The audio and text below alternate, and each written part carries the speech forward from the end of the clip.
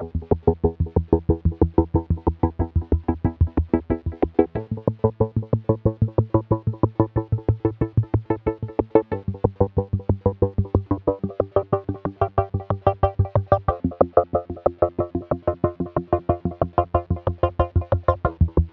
was a very nice lady, I don't remember her name now, Christine or something, and she sat me down and, you know, she's like, I'm so sorry, you've tested positive.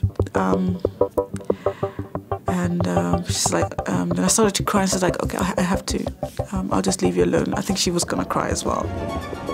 Some people are very fortunate they don't have these side effects. In March 2011, we held a London screening of an award-winning documentary, Brent Leung's House of Numbers. It questions the science behind the theory that HIV is the cause of AIDS. The film sparked an animated debate, rekindling a controversy that's been rumbling on for years. We're going to take you back 28 years, and with the help of some remarkable archive material, reveal the story behind the challenge to the flawed science surrounding AIDS and the consequences of following a misguided hypothesis. I'm about to go in for my first HIV test, and I'm a little nervous. Tell me about your sex life. I'm not gay, I'm not a hemophiliac, and I've never used intravenous drugs.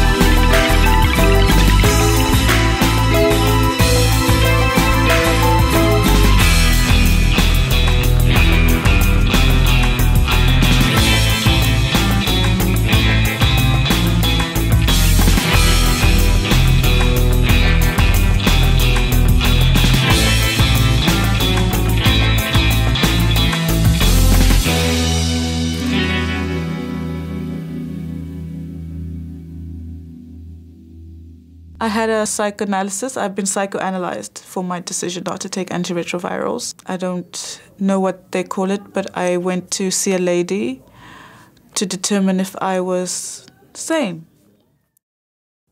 The consequences of an HIV-positive diagnosis, the stigma combined with the powerful drug regimes, reverberate into a person's future. This was the case with Lindsay Nagel. I was adopted from Romania in 1990, and my mom and my grandma went to Romania to come and get me. So they had spent 2 months over there to deal with all the adoption and everything, and then I had, in order to come into the United States, I had to get tested for HIV. In Romania, I tested negative, so then everything was fine. We went to the United States, and then in 3 months of being in the United States, I had to get tested again, and I was tested positive. Lindsay was given the AIDS drug AZT at 9 months. She suffered serious side effects. It was unbearable to the point where we wrote to Peter Duisberg after 40 days and nights of this horrible pain. And he wrote back immediately and said, you must take your daughter off the AZT. That is why she's having the pain and all the problems. The mechanism of action of AZT is embarrassingly clear and simple. It is a terminator of DNA synthesis. DNA is the basis for all life on this planet. It's the central molecule in every living cell. The belief is that AIDS is infectious, that it's caused by HIV, and that you can catch HIV from somebody else. But many scientists and researchers disagree. These views have been skillfully suppressed for decades by the prevailing scientific orthodoxy and the mainstream media. We've kept an extensive archive over a period of 28 years, which will demonstrate how dangerously wrong science can be. HIV cannot be the cause of AIDS because it doesn't infect enough cells and isn't active enough. It's only found in 1 out of 8,000 T cells, which are often, not always, lost in AIDS, and that loss can't be due to HIV if only 1 in 8,000 cells are infected. HIV has never been isolated. Its assumption has been postulated only by indirect means. Every single prediction of the HIV theory has failed, most notably that HIV/AIDS has remained confined to the risk groups and has not spread to produce a heterosexual epidemic. The test claims to be specific for the presence of a new virus, something that infects people through sex, something that once you're infected, there's no cure, you're never going to get rid of it.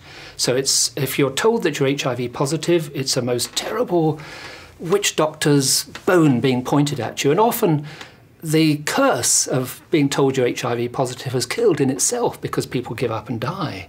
We have been told for the last 30 years that an HIV infection is the equivalent to a death sentence. So even if now we know that most people who have tested HIV positive will continue to survive, and most of them in good health for decades, still the perception is it is a death sentence.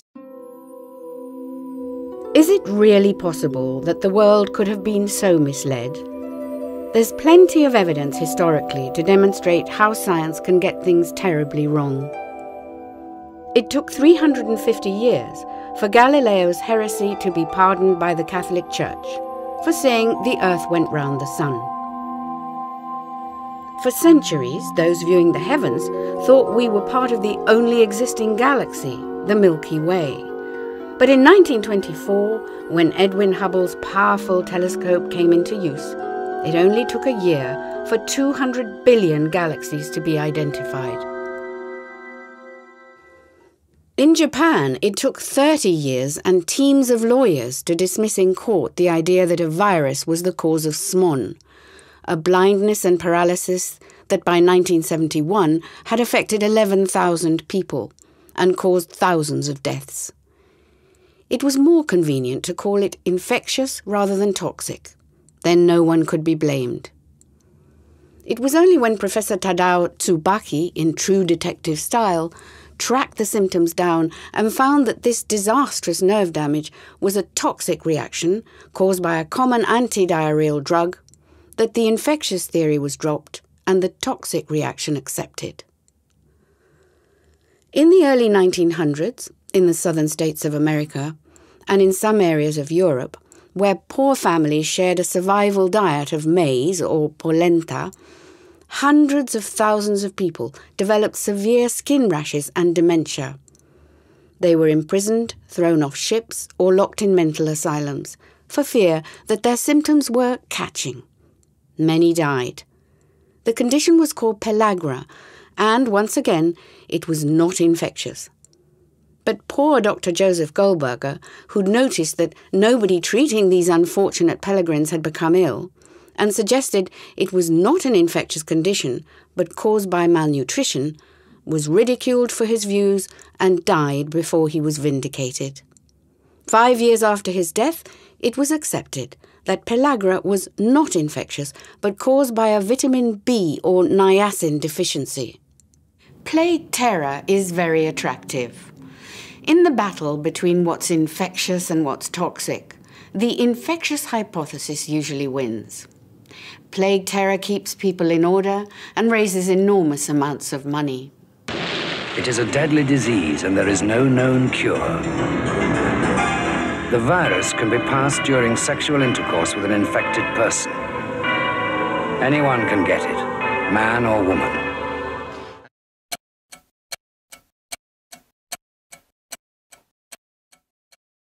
From the beginning, there were dissenting voices among top scientists, but they were silenced. The most famous and most vilified heretic is Peter Duesberg. For saying HIV is not the cause of AIDS, he was defrocked and defunded. This leading molecular biologist from Berkeley, University of California, elected to the US National Academy of Sciences, having lost his grants for postgraduate students, was relegated to teaching undergraduate lab courses. Among those who challenged the virus AIDS hypothesis, there are differing views. Peter Duesberg's position is that HIV is a dormant passenger retrovirus with neither the capacity nor the mechanism with which to cause AIDS. It is dormant all the time. It never becomes active. It is dormant to begin with, it's dormant when you die from it, it's dormant when you suffer from it. There's no report in the literature describing the virus ever to be active in a patient, in a human being, only in cell culture. So it's always dormant. That is, in fact, one of the paradoxes of the viral hypothesis.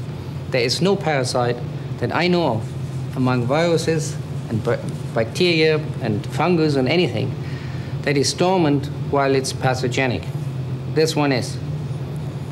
That's one of the major reasons why I don't believe that this virus is the cause of AIDS.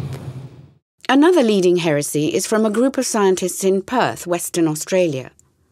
Their position is that HIV has never been proven to exist because it's neither been purified nor isolated. Orthodoxy has given the name HIV to certain stretches of genetic material, but the so-called retrovirus HIV has never been obtained directly from a person's blood. The only way that it's detected at present is through indirect markers, principally through antibodies to a set of proteins said to be specific to HIV, but which are in all of us anyway, or endogenous. There is no way to test for HIV. This is because all the tests are based on indirect markers, none of which has been validated by proving that the markers are positive only when the virus is present. If there is such a thing as an AIDS-causing retrovirus, then its unique body parts, that is, its proteins, should only be found in HIV-positive individuals and individuals who have AIDS. But this is not the case. All the principal HIV proteins have been found in all manner of cells from healthy human beings who are HIV negative. There were indications of proteins present which were taken to be representative of HIV, and then antibodies were raised to those proteins. But it was never demonstrated that those antigens, those proteins, really did represent a new virus. There were other reasons that could explain the presence of those proteins in increased amounts in the cultures that the scientists had at the start. And that misinterpretation lies at the root of the whole problem that has persisted now for the last 25 years. There was a view that was being expressed by people whose scientific credentials you can't question. I'm not saying that they're necessarily correct, but it seemed to me that there had been a determined effort to exclude their voice, to silence it. One of the key factors that these scientists were trying to express was that our antibody profile can become raised for many reasons. Autoimmune conditions, malnutrition, pathogenic assault from dirty water. Current medical orthodoxy accepts that there are over 70 medical conditions that can raise levels of the so-called HIV antibodies and cause positive results from the test. Conditions like TB, malaria, syphilis, rheumatoid arthritis, lupus, multiple pregnancies, to name but a few. So what is the test detecting? Is there anything there? Some experts say that what's being found is not a new virus at all. Etienne de Haven maintains that electron microscopy evidence for HIV shows nothing more than defective protein particles or cellular debris. I'm absolutely dismayed to find out that for about 15 years, the essential control of electron microscopy was neglected, completely neglected. And it's only very recently, about 2 years ago, that 2 papers came out in which finally electron microscopy was used to verify the presence of virus particles in samples which were for all these 15 years regarded as pure virus. And to my greatest dismay, these pictures were showing practically nothing else but cell debris. This brings into question the biggest crime of all, the HIV test. The test has no gold standard to measure against, and results can vary between one commercial test kit and another. Later, we'll reveal the conflicting results of our own survey, findings that have never before been broadcast. But how did it all begin? It began when a group of young gay men in Orange County, California, became very ill. They developed a variety of symptoms, including purple lesions on the skin called Kaposi sarcoma, swollen lymph glands, and a pneumonia-like condition called PCP, pneumocystis carinii pneumonia. At first, the condition was called GRID, gay-related immune deficiency. It was thought to be caused by recreational drug use, in particular, the use of the highly toxic amyl nitrite, or poppers. Amyl and butyl nitrites, in the kinds of doses that they are used, particularly by gay men, have been shown in various studies to be immunosuppressive.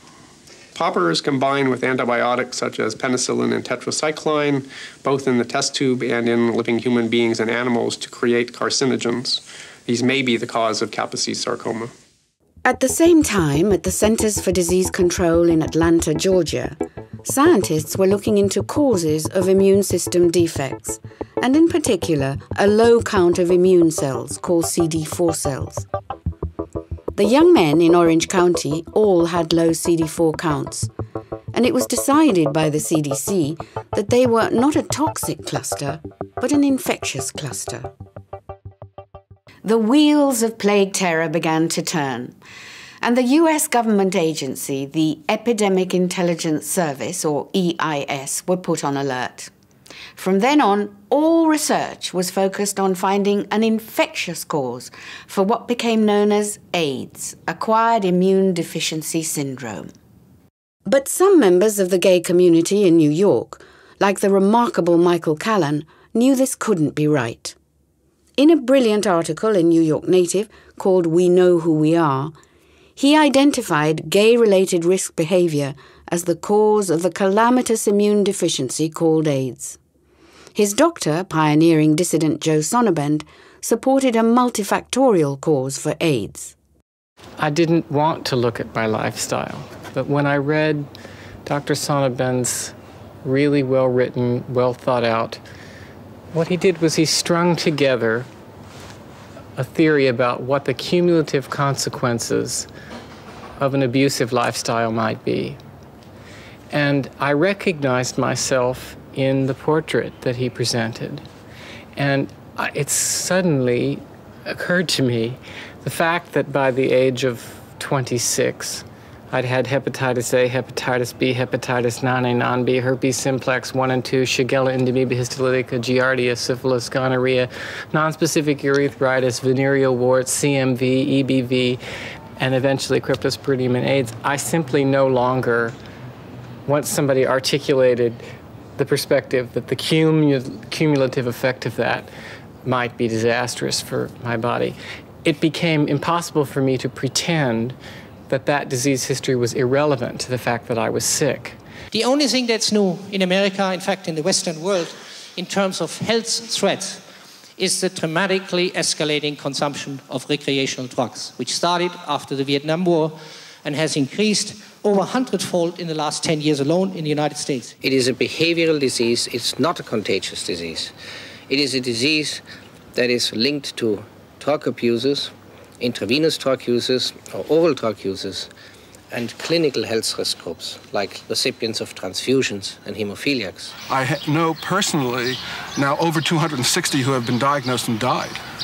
And all of these people were addicts, alcoholics. I'm not talking necessarily about simple things like just beer or whiskey or marijuana or even heroin. I'm talking about drugs that like ecstasy, Special K, MDA, and things of every poppers, these types of chemicals that stay in the body and that are not easily detoxified.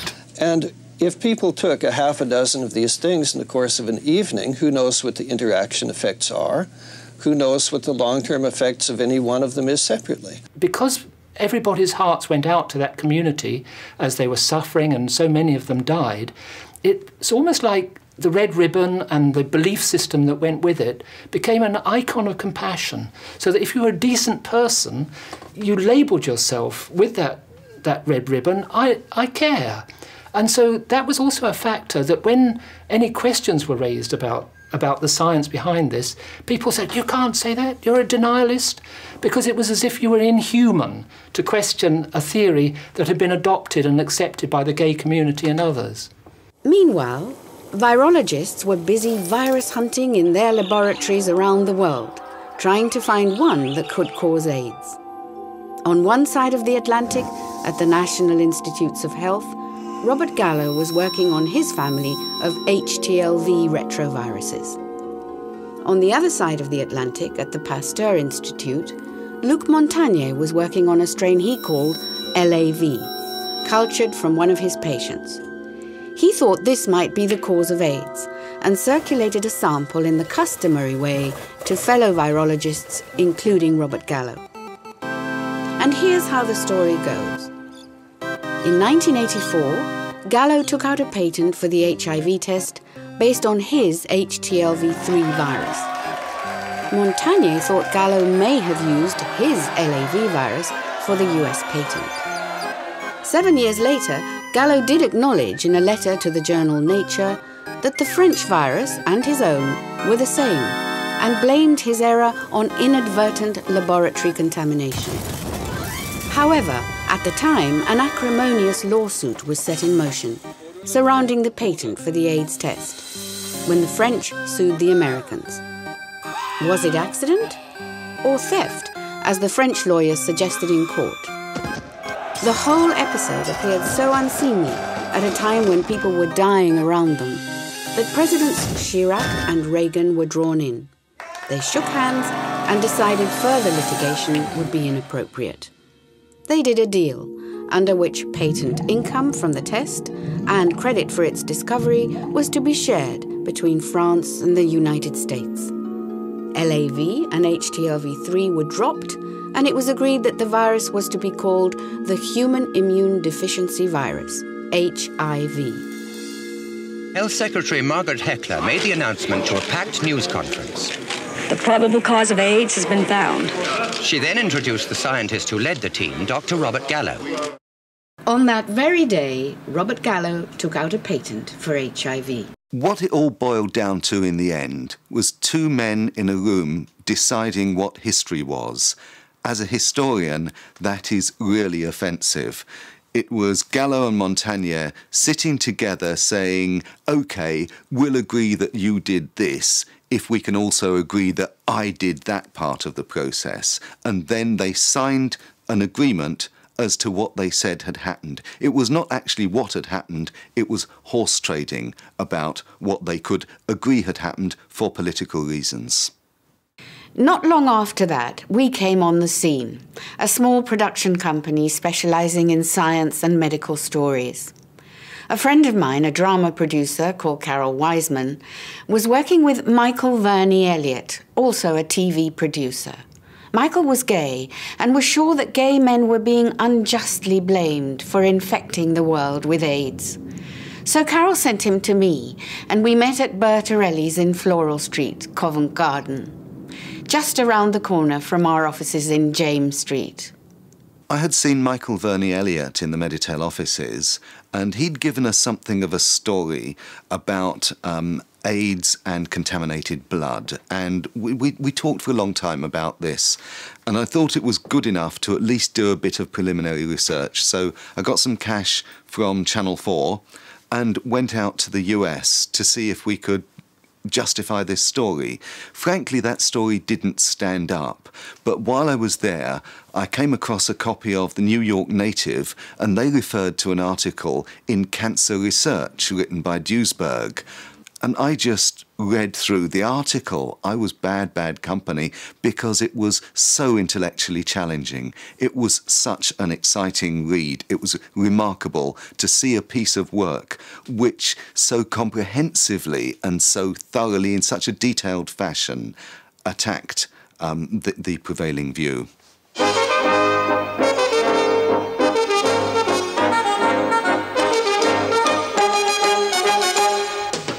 Millions of pounds are being ploughed into the campaign against AIDS. AIDS, the Unheard Voices, went on to win the Royal Television Society's Award for Current Affairs.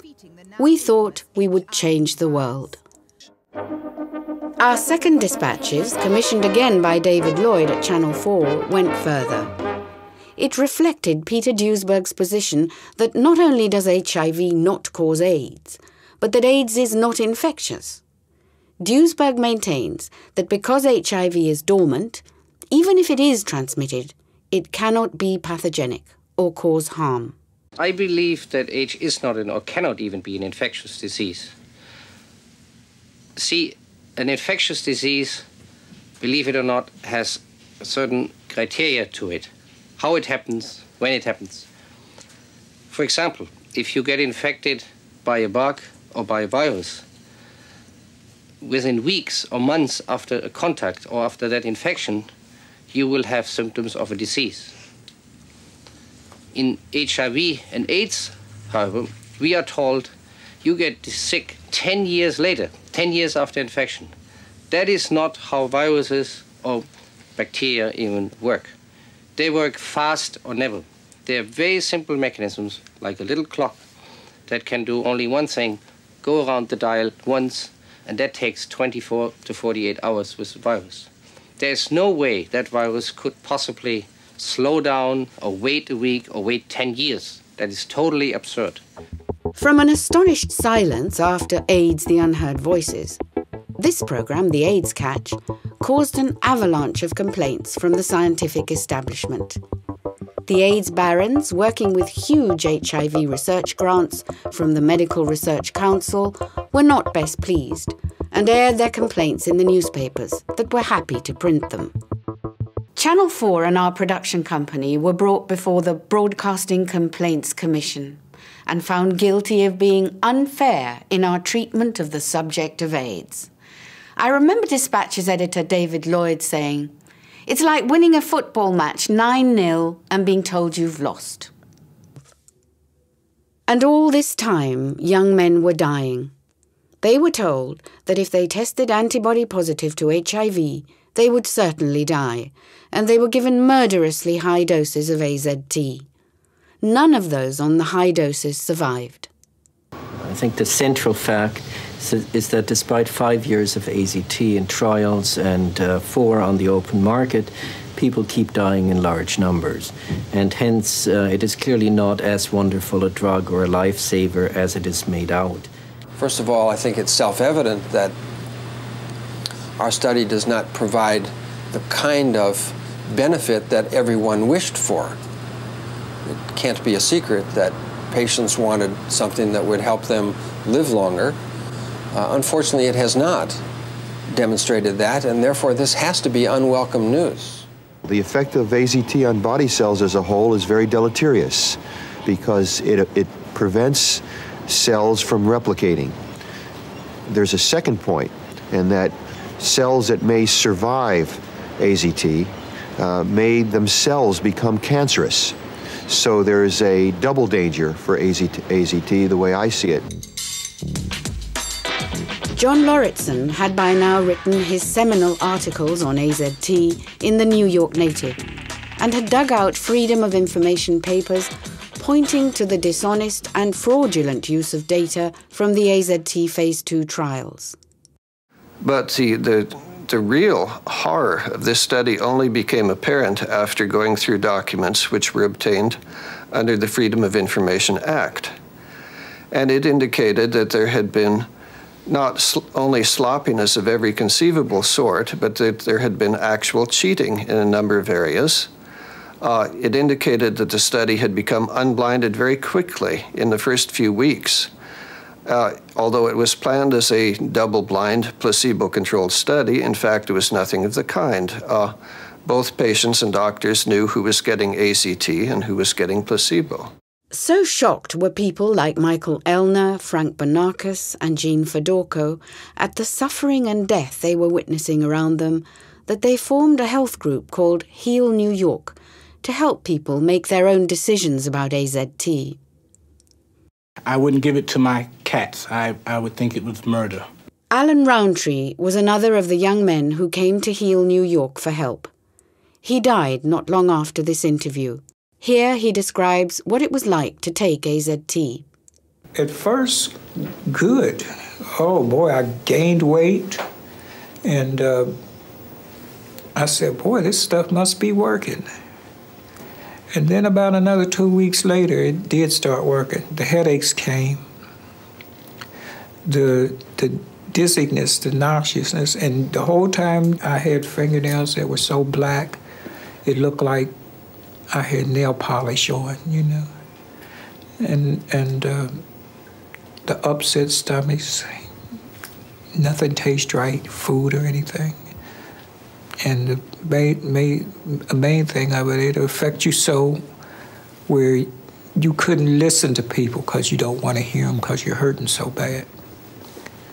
And it left me impudent.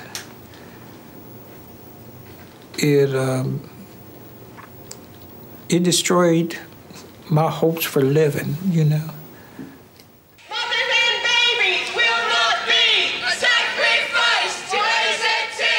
Babies born to HIV-positive mothers were also being given AZT, and a medical research council trial was set in motion across Europe called the PENTA trial. They test him. They will tell me the results in 1 month's time, but I'm worried he should be given the AZT treatment, and I need more information about it. In June 2000, at President Thabo Mbeki's gathering of an expert panel on AIDS in Pretoria, South Africa, Dr. Andrew Herxheimer, a world-famous pharmacologist, said, I think zidovudine was a drug that was never really evaluated properly, and that its efficacy has never been proved, but its toxicity certainly is important. And I think it has killed a lot of people, especially at the higher doses. I personally think that it is not worth using alone or in combination at all. One of the key things that people need is they want to understand, first of all, what's really going on, usually because they've come across something which conflicts with what they've been told by their doctors. The other thing is they want to know how scared should they be, in a way. That's actually quite a critical thing. Is their diagnosis really dangerous or not? And is to know that they're not the only one in the flesh that is questioning this. Because it's one thing to look at a load of information on the internet, but it's a completely different matter from actually meeting someone that can coherently argue the same points face to face.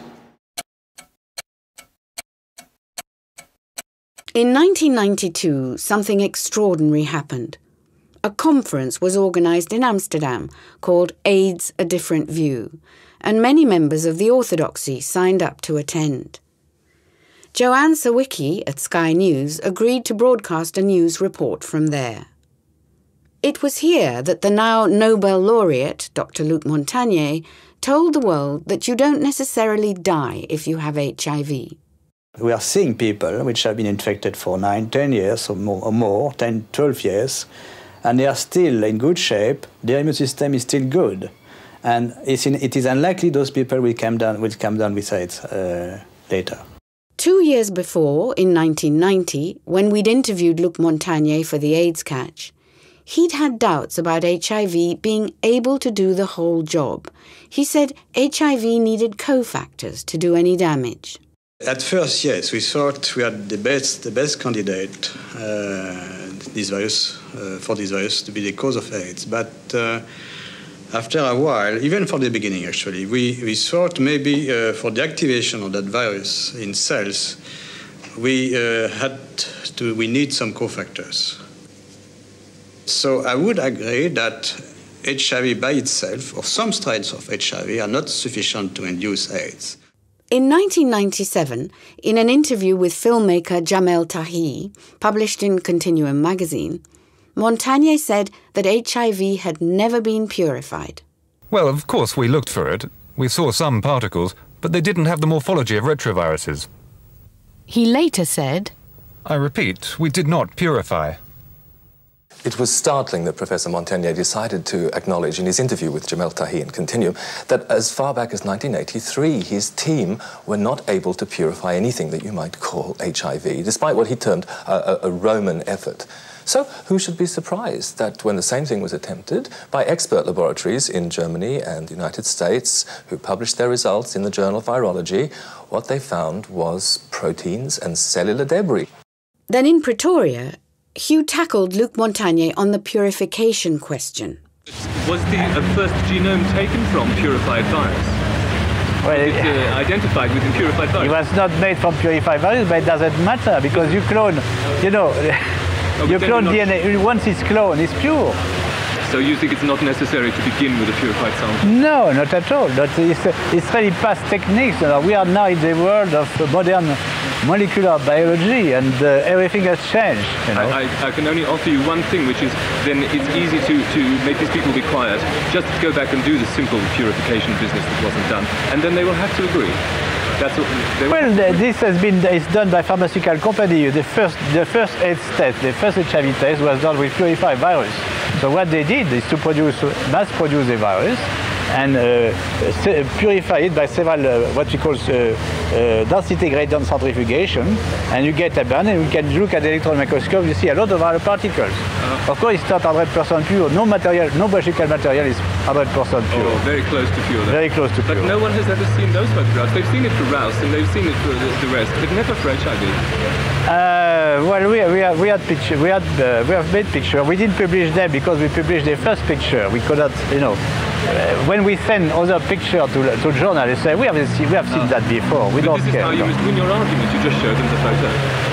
Sorry? You just show them the photograph, and then you will win your argument. I don't have them with me, but you can solve it all. But this is very old problem which has been solved for many years. So it's not really an argument.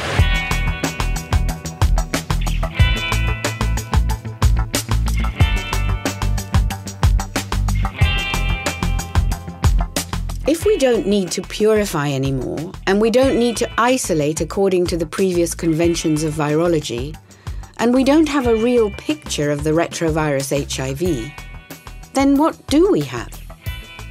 Oblivious to these concerns, the great HIV bandwagon rolled on, protecting the growing fortunes of those involved in the manufacture of the test kits, the production of so-called anti-HIV drugs, and HIV research. In the summer of 1992, the Berlin World AIDS Conference provided a huge jamboree. Many dissidents attended, and we penetrated this citadel with renewed energy. I kept a video diary. John Lauritsen arrived from New York today, and the long, hot summer of dissent truly began. He brought a case full of his book, The AIDS War, hot off the press. They're using the metaphor of war, saying that the AIDS phenomenon is like a war with the terrible loss of life and suffering, and also profiteering and propaganda, treachery, espionage, sabotage, and all of the things that we associate with the war, and of course intense censorship in trying to get out the truth about AIDS. So John and I, together with Hector Gildemeister, a German-born biochemist who works with us, set off for Hanover and Berlin.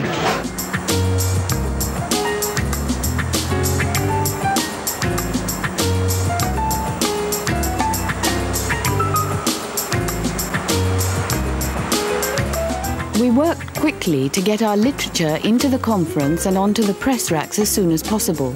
Robert Laarhoven from the Amsterdam group had prepared, with the help of Peter Rath, a formidable selection of dossiers. These included the journal Rethinking AIDS, from the Group for the Scientific Re-Evaluation of the HIV/AIDS Hypothesis, a group comprising 150 scientists and researchers, including a Nobel Prize winner. Our efforts were futile. Within hours, all the dossiers in the press lounge were confiscated by the organizers. Dr. Robert Gallo was there, accompanied by 3 bodyguards, using strong-arm tactics at what was no more than journalistic exuberance. It was possible for us to confront Robert Gallo and the panel during the press conferences. We decided this was the time to put some important points to Dr. Gallo. Question for Dr. Gallo. Professor Robert Root Bernstein, author of Rethinking AIDS, has said that by the end of the century we'll know everything there is to know about HIV and nothing about AIDS. Given that all of Professor Peter Duesberg's predictions have come true, namely that there's been no heterosexual spread of AIDS in the Western world and that AZT doesn't work, when will you, Dr. Gallo, agree that we need to fund a total reappraisal of the HIV/AIDS hypothesis, not dictated to by the search for endless, new, useless and damaging antivirals? Okay, thank you for the statement. Short answer. I think Dr. Root Bernstein doesn't know what he's talking about. Okay. I would like no discussion, please. Sorry. Next question. Up to there. The answer is, I think he's wrong, and I think any rational person who's looked at this carefully, slowly, and is trained has come to the same conclusion that he's wrong. I don't influence funding. I'm not a director of an institute. I do my work. I'm working on HIV as the cause of this disease. I have since 1984. If you and Ruth Bernstein don't believe it, so be it. Do your own work on what you think the cause is and don't bother me. The battle was on. Ironically, our opponents were gay lobby groups like R.A.W.W, who'd been brought over as official dissidents, bussed in strategically to protest about a lack of drugs. A group from R.A.W.W people, they come out of the building from the Congress and they made a demonstration and they give statements against the British government, and suddenly some people out of this group come to us and they took our posters and burned them. Peter Schmidt, who'd been filming the goings-on, had been ordered to erase his tapes by one of the German professors. Professor Seichert not only wanted his picture delayed, he wanted to have the complete cassette. Well, I refused him. I said, no, there's no way. And so we only took out his pictures out of from the cassette. And they said that I had to leave on charges of trespassing. They took my press card and 2 policemen brought me outside the conference hall.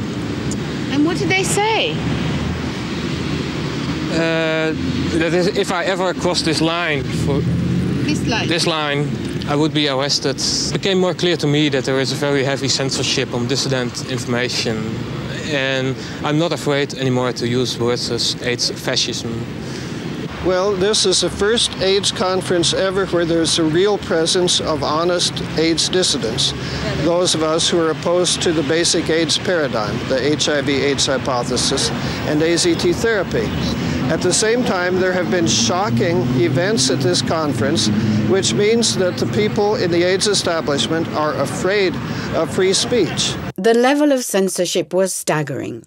Celia Farber, John Lauritsen and Frank Bonakis were among those who stuck it out to the bitter end. I do get extremely despondent, and I've been feeling that. When I walk around here, I feel like this is so hopeless. What we are up against is a gargantuan, multi-billion-dollar infrastructure. And who do we think we are? Who do we think we are kidding?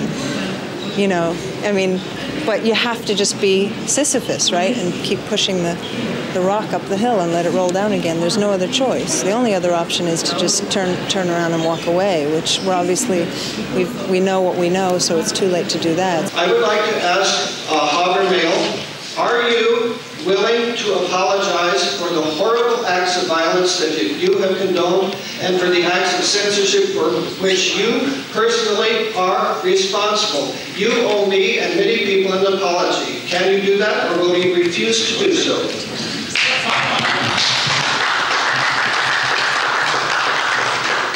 May I answer shortly? Simply no. Since what you are saying is not the truth. At the opening press briefing, Professor Habermehl had described people who question the role of HIV as mentally disturbed groups.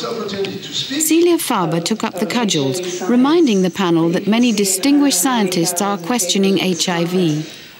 Would you refer to Dr. Mullis, who's one of your colleagues, as mentally unstable, which is what you actually did?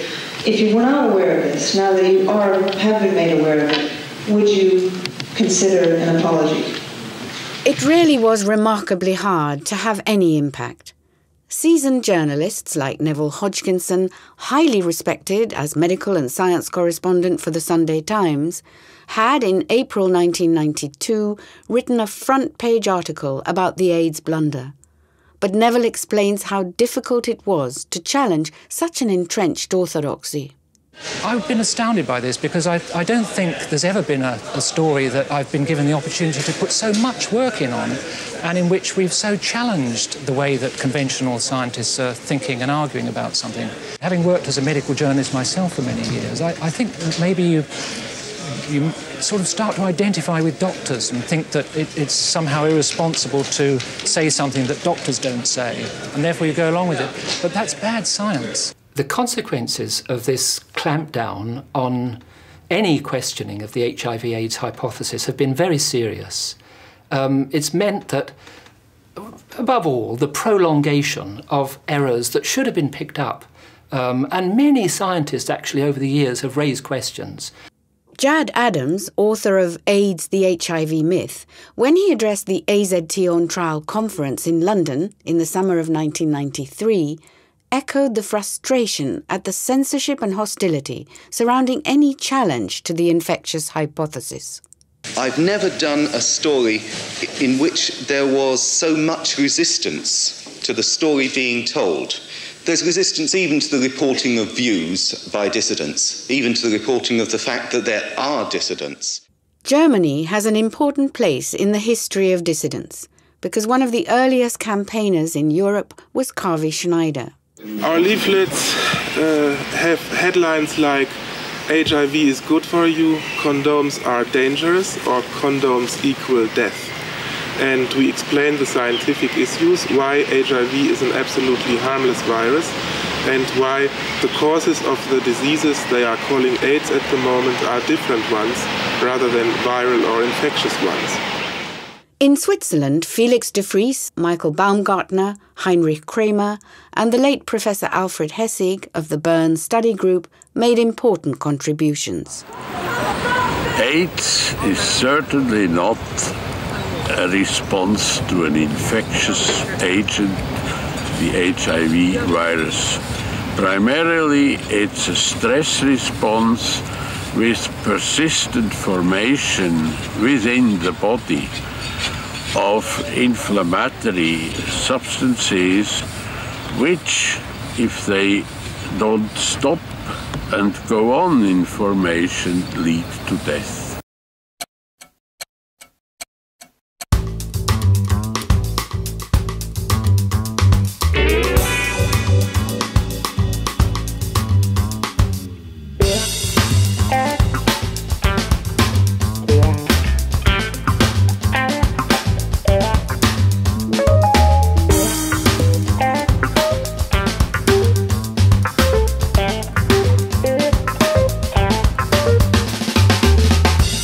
We'd arranged a live link from Perth, Western Australia, with views on the non-isolation of HIV from the Perth group.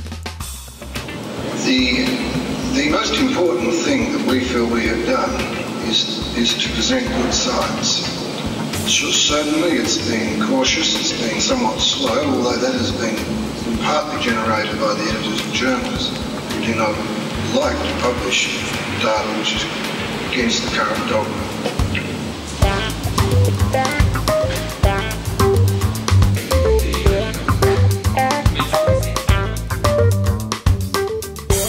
During this time, the dissident groups were lodged at one of Geneva's best appointed nuclear bunkers. Look at them, look at the hands and the rainbows and it's outrageous because this is the most powerful industry on the planet, is the pharmaceutical industry. And the idea that that they would put out these kinds of images as if they're all touchy-feely, as if they're a bunch of sort of hippies or something, as if what they're about is love and compassion. I mean, it's disgusting and outrageous. It'd be funny if it weren't so tragic. I mean, AZT is a debacle well known to all of us, but now it's happening with protease inhibitors and cocktails. I mean, if you're lucky, you get raging diarrhea only. People in the States now, I don't know if this is happening in Europe as well, but I'm sure it is. The latest thing is these humpbacks, where they're getting these bizarre, the drugs are causing metabolic disorders, so they're getting very bizarre fatty deposits and these big humps on their backs that are so big that they can't even move their heads, and paunches like this, and the women's breasts are coming out to here, and they're going up from like 10 dress sizes. Literally, just insane mutations of the body. AIDS itself, the whole way it's being presented is actually pornographic in the broadest sense of the word, meaning there's really no respect for humanity. I mean, you know, sex is completely taken out of the realm of any feeling or any tenderness.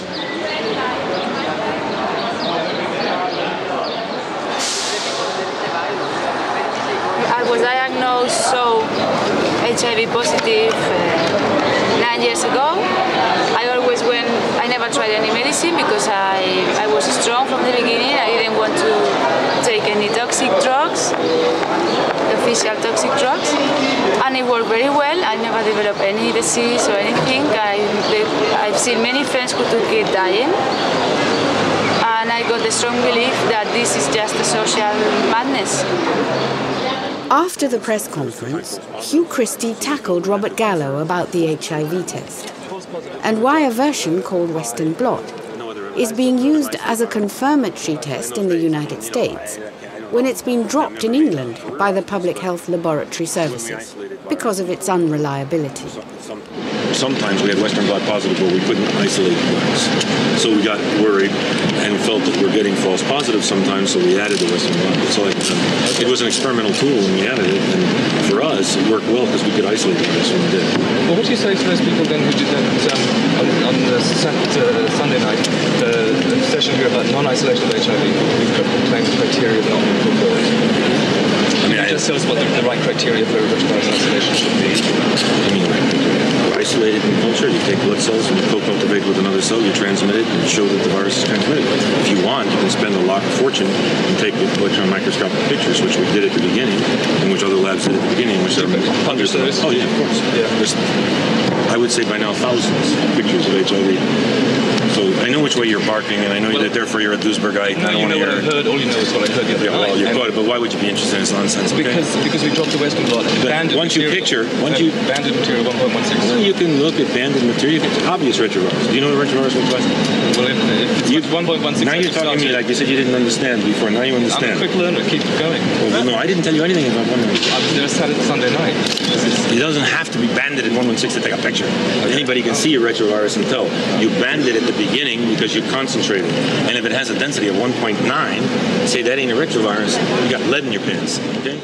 Failure to isolate virus particles directly from patients with AIDS or at risk of AIDS means the theory that the syndrome is caused by what we're told is HIV remains unproven to this day.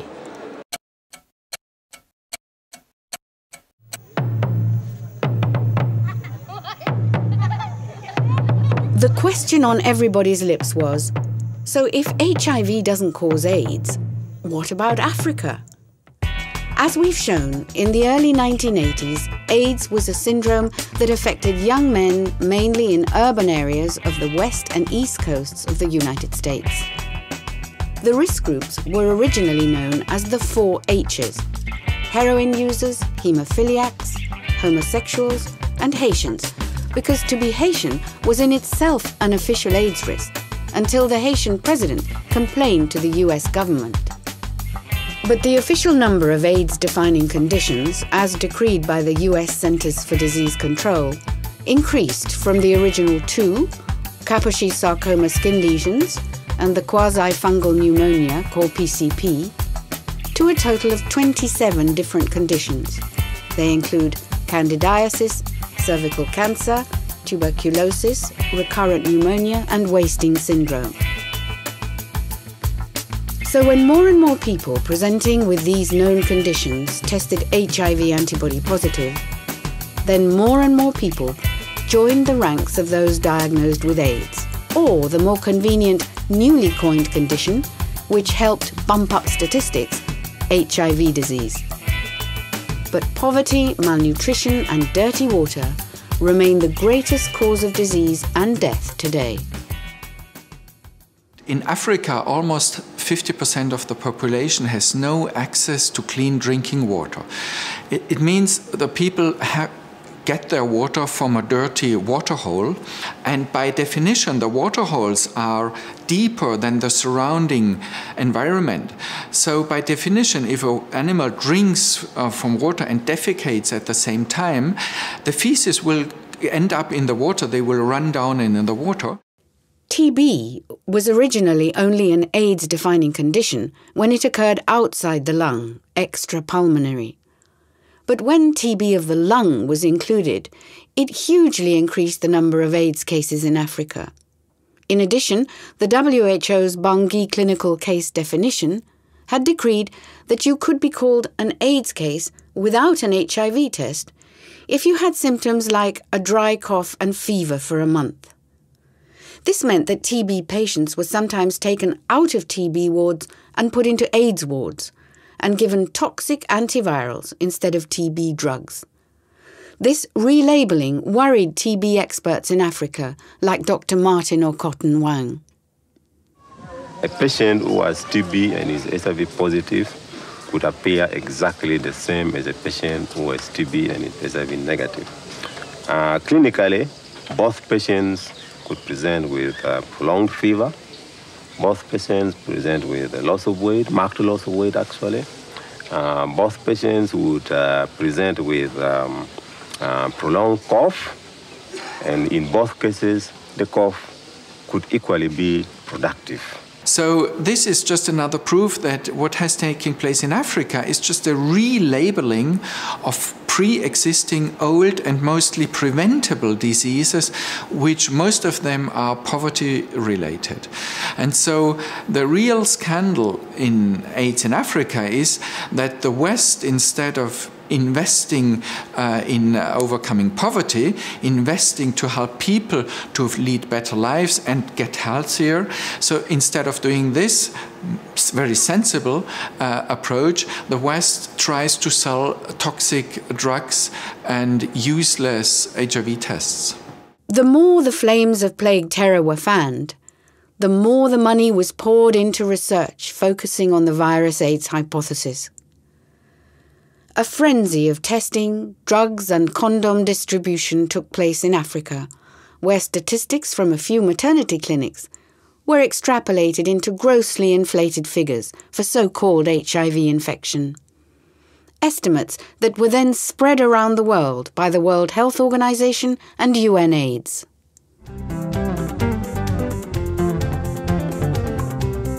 In 1993, we went to Africa on a research trip and were later commissioned by Channel 4's dispatches to make the documentary AIDS and Africa.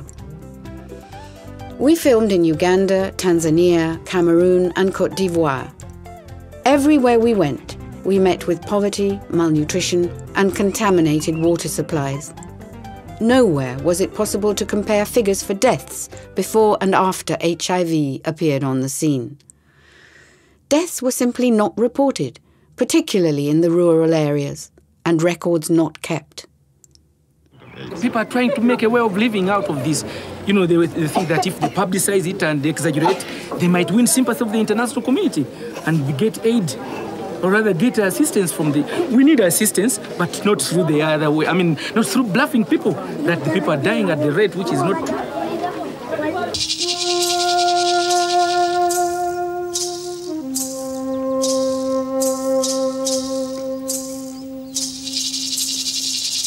In Najemba's village, the total breakdown of the health and medical services is only too apparent. We visited the local hospital in this so-called epicenter of AIDS and found a sorry scene. Not a single AIDS patient, only an empty ward.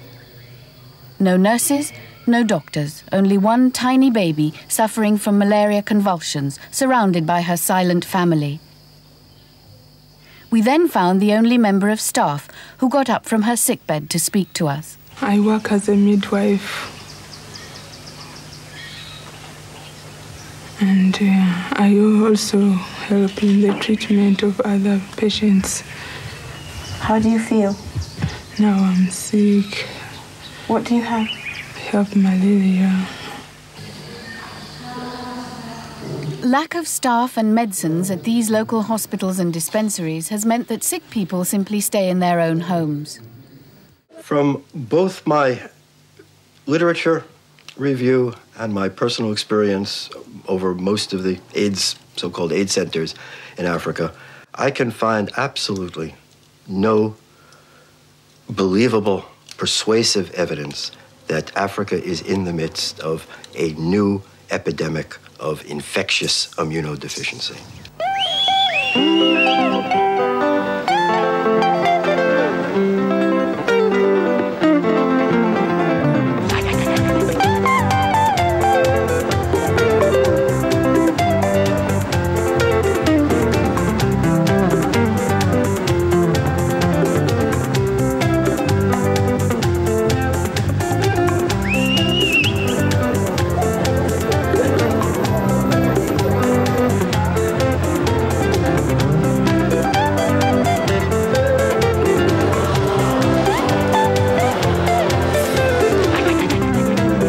The 7th International African AIDS Conference held in Yaoundé, Cameroon.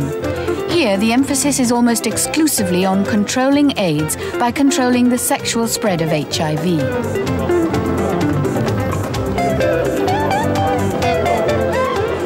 Okay, you see there's a tank. This is a tank where the sperm will remain after ejaculation. You hold like this, and gently it goes down. Make sure this one, you press the tank gently, and there it is. The focus on the sexual transmission of AIDS and the hasty and misguided use of HIV tests, originally developed to screen blood products and not for diagnosis, led to an epidemic of mistaken diagnoses in Africa with massive accompanying stigma. This has affected the lives of millions, including young Lucy. Diagnosed HIV positive through a screening test, she was shunned by her community. Philip Creenan and his wife, working for the French charity Partage, helped Lucy to health and confidence. It's very seldom you see people who have been stigmatized with AIDS who are not dying a few months later. So Lucy was one of the first persons who, because we didn't support the AIDS tag on her, recovered and was the proof to the community that you can recover from such episodes. Ninavyofanya kazi na ninavyojisikia hali yangu ni nzuri kama mwanzoni nilivyokuwa kabla sijaumwa. What would you like to see happen? Labda nategemea hapo baadaye kuzaa watoto. In 3 successive tests, Lucy has now been found to be HIV negative. It was now time to further investigate the HIV test. After all, to this day, HIV has never been found directly in human blood. It's claimed to be identified through indirect markers, antibodies to a set of proteins believed but never proved to be specific to it, and strips of genetic material believed to belong to it, the so-called viral load test. Multiple cross-reactions with other conditions and inconsistencies between one test kit and another were already providing strong indications that something was seriously wrong. Given the death sentence attached to an HIV-positive diagnosis, we decided to conduct our own experiment, to investigate the reliability of the HIV test. The reference laboratories for University College London's medical school processed our blood samples. David Lloyd at Channel 4 agreed to give us development money. We consulted the Perth group about finding our blood samples.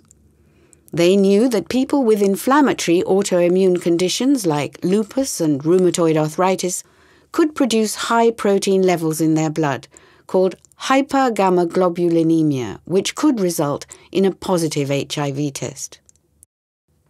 They also knew that antibodies generated by TB, candidiasis, malaria, and as many as 70 conditions, including even pregnancy and flu vaccinations, could trigger positive results, as could the blood of IV drug users and alcoholics with hepatitis. University College London's medical school helped fly our TB and malaria blood samples from Africa and provided our lupus samples. We also included blood samples from 5 volunteers who had tested antibody positive in the past and one gay man, Peter Nichols, who feared he could be positive because of multiple partner risk activity. Peter's conflicting test results were to prove the most astonishing of all. In this exercise, we had 26 blood samples. At the time, there were 20 competing commercial test kits on the market. We chose 3 well-known ones. For absolute objectivity, we asked Dr. Andrew Taylor of the Robens Institute's laboratory at Surrey University to coordinate our sample testing. At that stage, we didn't know which reference laboratory he would choose to perform the HIV ELISA antibody test. Dr. Taylor code-numbered the samples on the first run and then, to blind the study further, gave a second batch of the same blood samples a new number for a second run. After being sent to University College London's virus laboratory, we received the results from 2 of the test kits. These were consistent and unsurprising. But what about the third test kit? When these results were finally sent to us, we discovered that 19 of the 26 blood samples, including patients with TB and malaria that had tested negative before, had now tested indeterminate. That's in the grey area, or no man's land, between negative and positive. Some of them were on the verge of positive. Laboratory guidelines state that these should be retested. In a different test sequence, we asked St George's Hospital Tooting's Protein Research Laboratory for 4 anonymous samples of blood from patients with generally high blood protein levels, IgG and IgM, but with no AIDS-defining diseases. We sent these to a central London private testing laboratory. 1 of the 4 tested definitely HIV antibody positive. Remember, these were patients who had no AIDS-defining conditions. We then went back to our first test sequence and followed up on our volunteer Peter Nichols' results. He had tested antibody positive on all 3 test kits through our Robens UCL experiment. We took him to 2 London teaching hospitals, St Mary's in Paddington and the Royal Free Hospital in Hampstead. He tested negative at both. How did he feel? Confused in a way, obviously glad that now, having received 2 sets of negative results, I'm obviously fairly confident that I'm HIV negative now. But confused as to why I would receive a positive result in the first place from the experiment that we did. And how many other false positive results are there floating around that people don't know about? We continued with our quest. It was usual for a positive ELISA test to be confirmed with a Western blot test. Dr. Philip Mortimer, then head of the Government Public Health Laboratory Services, or PHLS, had been concerned about the reliability of the Western blot test. He recommended a double ELISA and dropping the Western blot. So the Western blot was dropped in England and Wales, but in Scotland it continued to be a requirement. We gathered 16 blood samples and had them tested in England with a double ELISA and in Scotland using the Western blot. The results were remarkable. 12 of the 16 samples were declared negative in England, but 1 of those was definitely positive in Scotland and another 5 were equivocal or borderline. So of our total of 42 blood tests, 25, over half, produced contradictory or anomalous results. How many more of these cases might there be? How much agony and how many suicides have followed these mistaken death sentences? We were excited about putting all our research, £17,000 worth of development money from Channel 4, into a 1-hour special for World AIDS Day 1998. But to our utter dismay, it was cancelled. There'd been a change of schedule. Maybe we'd like to do a short report for Channel 4 News about the Geneva World AIDS Conference instead? We did. Hugh Christie and I were commissioned and made our report. We covered the fact that a pre-conference satellite link-up had taken place where the Perth group had strongly criticised the validity of the HIV test and raised the issue of the lack of evidence for the purification and isolation of HIV. Our report for Channel 4 News reached its final stages: an approved fourth draft script, an approved press release and transmission date. But 4 days before transmission, the editor Jim Gray called us in and said he'd had a tectonic shift and would not be transmitting the programme. On World AIDS Day, we organised a picket line outside Channel 4 News denouncing the censorship.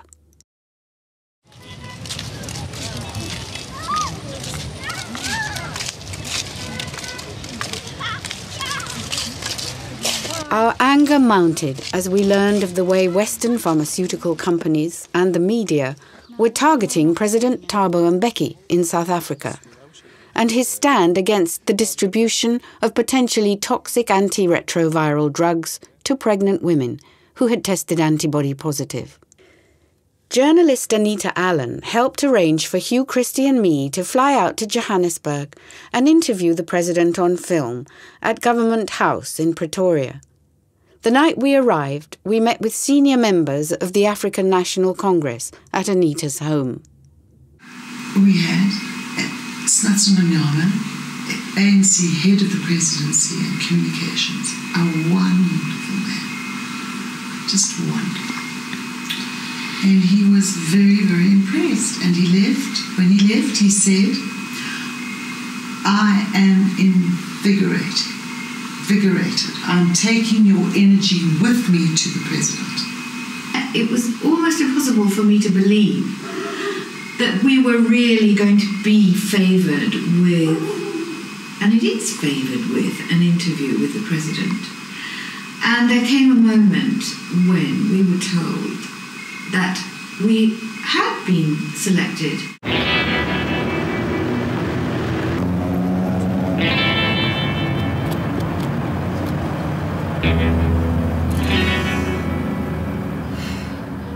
Last year, you were reported as saying in Parliament that you were concerned about the giving of AZT to pregnant mothers. Why were you concerned? Well, because lots of questions had been raised around the question of the toxicity of the drug. It was very serious. We have a responsibility as a government to determine matters of public health, and therefore we can take decisions. We have to take decisions that impact directly on human beings. And it seemed to me that where doubts had been raised, questions had been raised around these toxicity questions, and the efficacy even of AZT and other drugs, that it was necessary again to go into these matters because it wouldn't sit easily on one's conscience to discover that you had been warned that there could be danger, and nevertheless you went ahead and said, despite the danger, let's dispense these drugs. I feel on the cusp of excited. I think the TV program is looking great. It's amazingly beautiful in places, and it has some very disturbing information. And it's going to be seen by many people who need to see it right in this region. The programme was transmitted in 42 countries across Africa by Mnet South Africa on their weekly current affairs programme Carte Blanche, but no Western channels would touch it. A few months later, President Mbeki convened a presidential advisory panel on AIDS in Pretoria, involving dissident and orthodox scientists from around the world. It was a big event. Yeah, I was invited by President Mbeki because he has concerns about the toxicity of AZT. And I'm an oncologic physician, and I saw a lot of patients dying in the early 90s and the late 80s, which all had the high-dose regime of ACT. And ACT is a cancer drug, and it's just a question of time when the bone marrow will be completely suppressed. The problem is that physicians are not aware of the problem because they think that AIDS patients have to die. So they were not very astonished that they did as was told. But if you look at the detrimental effect of ACT, it's very easy to understand because ACT is a cell-killing substance, and we wouldn't use this in oncology because we know about the bone marrow suppression, so we would stop to give the bone marrow time for recovery. But in AIDS patients, the situation is different. They get it as a lifelong treatment, and nobody can survive this treatment. So we reached consensus yesterday here that we killed people with ACT. It's just the question, how many did we kill? I was seized by this irresistible moral and political imperative to act, to do something. I just couldn't turn away. It was like turning away from somebody drowning, you know? Walking away from the scene of a murder. I think it's a bad thing. I think that people are being killed by this terrible drug, and people being sort of, you know, shepherding people into barbed wire concentration camps physically is one thing, but also, you know, you can do it mentally too, and you can drive people to their deaths by terrifying them to death.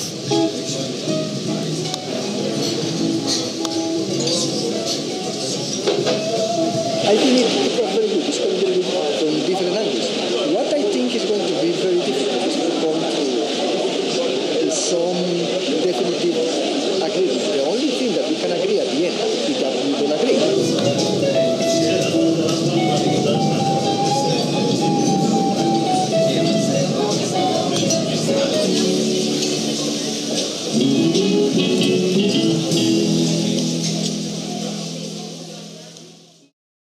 At the end of the gathering, anti-apartheid veteran Dr. Sam Mhlongo, who was in charge of family health in South Africa and a strong supporter of the president on issues surrounding AIDS, summed it up like this.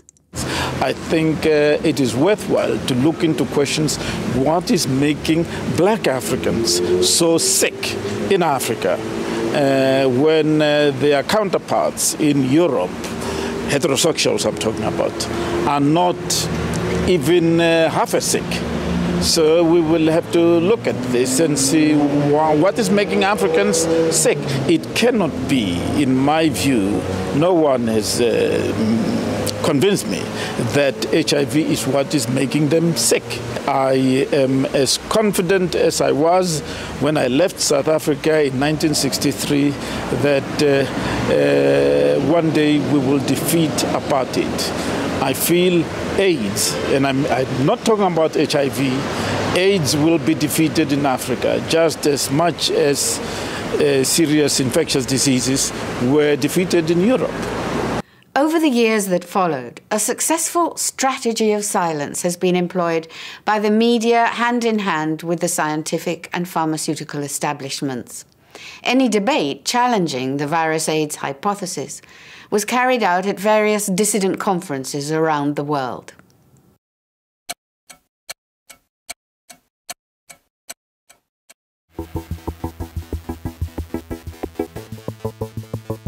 In early 2000, the number of young intravenous drug users in Russia was escalating at an alarming rate, and many were testing HIV antibody positive. Now we give the word to Nadezhda Khramova for the first presentation of our conference.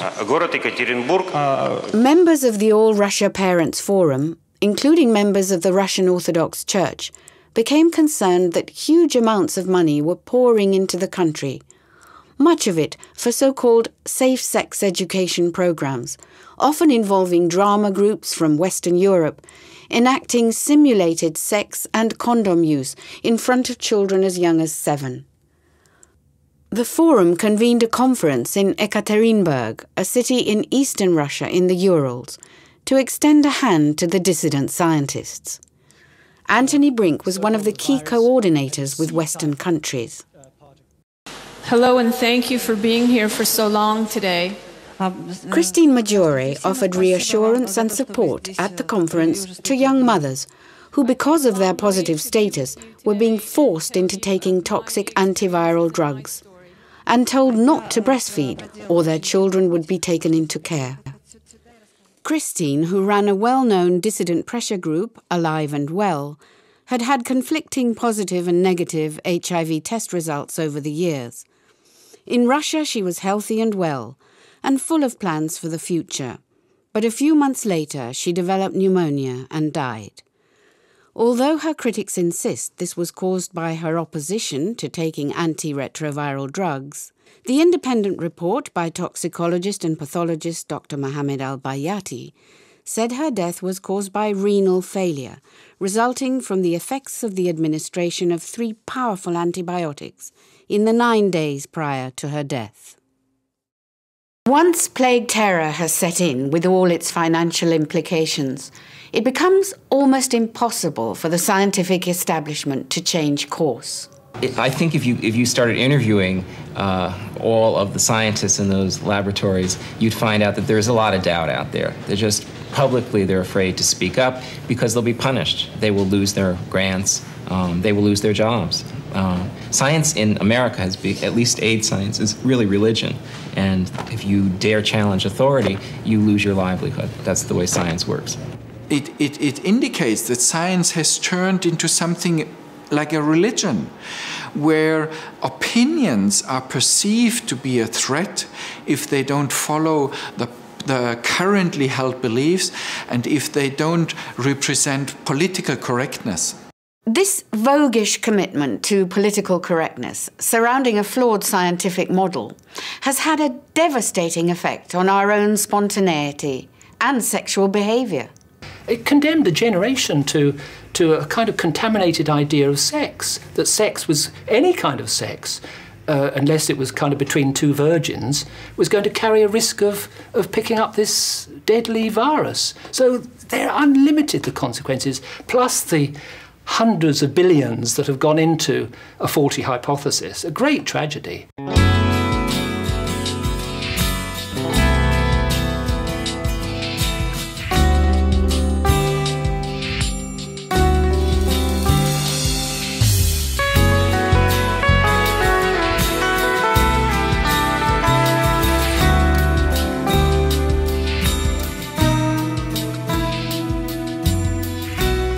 Because in 1997, I was diagnosed as HIV positive. That's my case and my story. But well, now 2009, I want to know what you guys are going to tell those people to question the doctors, to ask these questions that we're all talking about here, which is quite a very luxurious position to be in. But I really don't think sex has to do with it. Clean water has to do with it. I think we are giving an example all over the planet of a unity, the difference. How, for instance, Etienne has different views to Peter, and we have different views, but we are united. The HIV/AIDS orthodoxy in Africa depends on a behavior modification paradigm, or a promiscuity paradigm, wedded to obsessions about poor black people's sexual behavior, while downplaying the political economy of poverty, sickness, and disease. Their statistical sophistry, data manipulation, and voodoo math enrage me. It is estimated that there are new HIV infections, 6 new HIV infections for 100,000 residents per year. But let's look at something that we can measure, AIDS-related deaths. Professor Marco Ruggiero stunned his audience by showing that according to Italy's Ministry of Health, AIDS isn't a statistically relevant disease. But let's go to my beautiful region, Tuscany, where Dante used to live. In Tuscany, we have a good control of statistics and a good epidemiological unit, and so you can read that in Tuscany there have been 7 deaths in 2005 and 4 deaths in 2006. And Tuscany has a population of more than 3 million people. So you can clearly see that it is not a relevant problem at all. Writer and journalist Tony Lance told the audience how, by the mid-90s, 100 of his friends and acquaintances had died. Tony put forward his theory of intestinal dysbiosis. He points to gay sexual practices like rectal douching and sexual lubricants that can affect the flora in the colon and create a reaction in the gut, making it more permeable and less able to resist invading microbes. The ecosystem in your gut is a rainforest, rich in species and interdependencies. These activities, antibiotics, rectal douching, and the use of lubricants are the equivalent of coming in, of loggers coming in and cutting down all the trees. That's what's happening. And these are not uncommon practices among gay men. So I want to talk about some of the legal cases that I've learned about. David Crowe spoke movingly about the legal cases he'd been helping with, which involve HIV-positive men and women imprisoned for aggravated sexual assault, assault with a deadly weapon, HIV, and first-degree murder. A death that occurs during aggravated sexual assault in Canada is automatic first-degree murder with no evidence of intent. Most harsh of all was Johnson Ezeka, the only man, to my knowledge, to receive a conviction for first-degree murder merely for being HIV positive. He had a number of girlfriends over the years. 2 of them were found to be HIV positive, took AIDS drugs, and died of an acknowledged side effect of ACT, known as non-Hodgkin's lymphoma. Luckily, Canada does not have the death penalty, or he might have been the first person executed for being HIV positive. It's very upsetting for me to see people's children being ripped away from them. I've been involved in many such cases. It's very difficult for me to see people being sent to jail for 10, 20 years. I'm sorry to say that very little has changed in the past 20 years. If anything, the positions on both sides that HIV and nothing else causes AIDS on one side, and on the other side, HIV has nothing at all to do with AIDS. If anything, those positions have become more entrenched. And that's a very great shame, because there's an awful lot of middle ground and areas which would be of tremendous benefit to the public generally, to science, and of course to patients.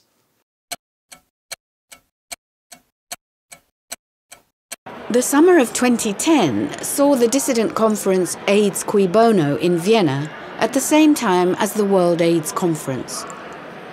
2 Viennese doctors, Christian Fiala and Uta Santos-Koenig, spearheaded the conference. Peter Duisberg reminded us that censorship in the corridors of medical power is on the increase. He highlighted a paper he'd co-authored for Medical Hypotheses.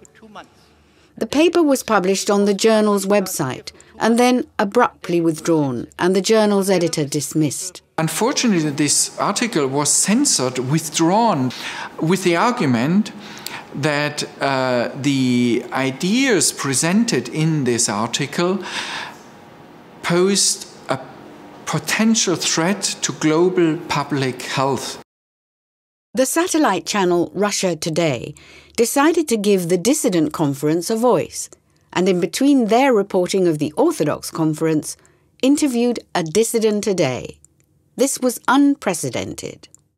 Using bad science to prop up a questionable theory in order to protect financial interests is well known. But when the bad science becomes so entrenched that the voice of the independent scientist can no longer be heard, and when the perpetrators of this bad science can dominate the distribution of research worldwide, then one begins to despair. So what we need to understand is that science is not truth. It is one system, one belief system that helps us to understand reality. And like any other belief system, it has mistakes, and we need to understand the functioning and try to make the best out of it without taking it for the absolute truth. The anger comes when I then think about the people who are dying, because this is not a question of simply pushing through the research to convince other scientists. This is a question that every month that goes by, we have several hundreds or thousands of people who died who might have been able to be helped if only we had gotten the research done earlier or convinced more people to move in this direction. It's a very worrying thing that anybody can say today, in today's world, that there is a point of view that is prohibited, that's banned, that they are heretics who must be burnt at the stake. And it's all said in the name of science and health. Can't be right. How had Peter Duesberg felt all those years before when he first challenged the AIDS establishment? A bit like Galileo must have felt when he ended up in prison. Probably somewhat satisfied that nobody could prove him wrong, but also saddened that he didn't get a forum, and in the case of AIDS, that 150,000 people have since developed AIDS in this country. Many of them could have been saved. The unresolved mystery of AIDS, the numerous predictions that have so patently failed to materialize, linger on as challenges to the scientific community. We've gathered the information you've just seen over a period of 25 years, yet nothing has changed. People are still led to believe that being HIV positive means you've fallen victim to a deadly infection. The textbooks tell us so. It may take a generation for the truth to out.